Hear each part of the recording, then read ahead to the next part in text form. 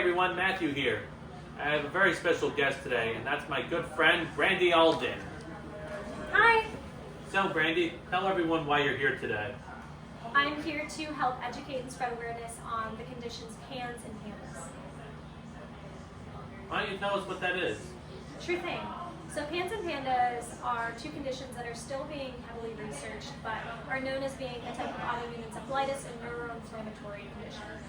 Basically, in other words, it is normally triggered by some sort of stimulus to the immune system, which causes the immune system to attack your brain, causing inflammation and a slew of mental health symptoms and oftentimes neurological symptoms. Very well said, Brandy. Yes, PANDAS and PANS can happen, for different reasons. Brandy, can I tell them what caused you to have yours? Yeah, sure. Well, Brandy, she was bitten by a tick years ago, and it turned into Lyme disease. And sometimes Lyme disease can progress even further, like resulting in PANDAS. Did I say that right? Yeah. Lyme disease is one of the many triggers for PANS and PANDAS. But like I said, there's still a lot of research going on, so they don't know exactly how it correlates. But a lot of times what we see are kids will get Lyme disease, or they'll get like strep, or mono, or COVID, and then it will cause this reaction with their immune system where they will develop symptoms very suddenly or abruptly.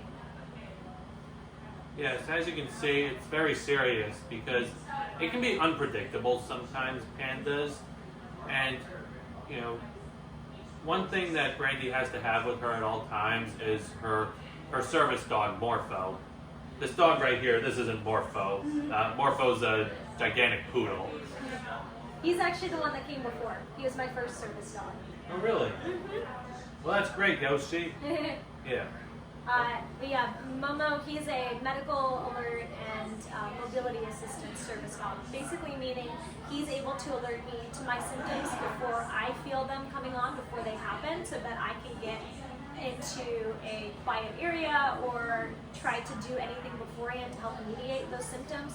For instance, one of the things that I have are non-epileptic seizures, and because of that, I don't always feel when those seizures are coming on, and I might be at risk at dropping to the floor and hurting myself if Momo were not to tell me beforehand. Sometimes my symptoms also cause me to have trouble walking, which is where the mobility aspect comes in.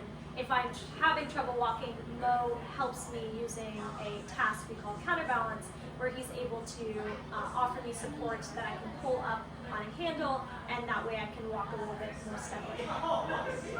That's very interesting, Brandy, and I know it's tough, but you're a real trooper getting through this. I can't think of a lot of people who, have to, experience what you have, because honestly, you're the first person I've ever met who had PANDAS. Yeah. It's, we don't think it's rare, but we think it's rarely diagnosed. I know for me, it took at least 7 years after the start of my symptoms to be properly diagnosed, but I think there are a lot of people out there who are missed or misdiagnosed. I agree. Why don't you tell them what PANDAS stands for? Sure. I always seem to mess this up, so let's cross my fingers I don't do it this time.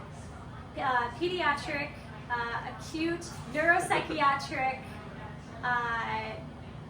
syndrome is PANS, and then pediatric, acute, neuropsychiatric, I think like disorder associated with streptococcal is PANDAS, but please don't quote me on that. It's a lot. It's okay, Brandy. I just wanted to let them all know it has absolutely nothing to do with actual PANDAS. It does not turn someone into a panda. They do not develop panda-like superpowers. Unfortunately not. Even though I got a tick bite, I have not gotten any tick superpowers yet. So I don't think I would want to be near you if you had tick superpowers. I could have been the next Spider-Man, like Gwen Stacy, More like tick girl. You could tick a lot of people off. Yeah, like what you're doing to me right now, talking about your tick superpowers, because I don't want you anywhere near me.